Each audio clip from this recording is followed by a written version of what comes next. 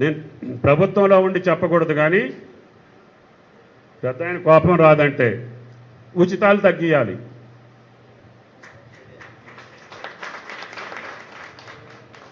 ఆ ఉచితం ఎవరికి ఉండాలంటే అర్హుడికి ఉండాలి, అర్హుడికి ఉండాలి, నిరుపేదకు ఉండాలి.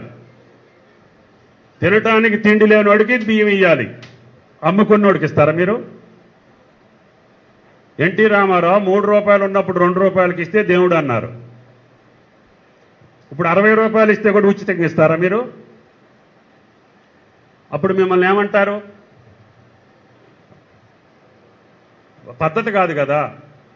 మీ ఊళ్ళో కార్డు లేనోళ్ళు ఒక 10-20 మందిని తీసుకురండి, రేషన్ కార్డు లేనోళ్ళని.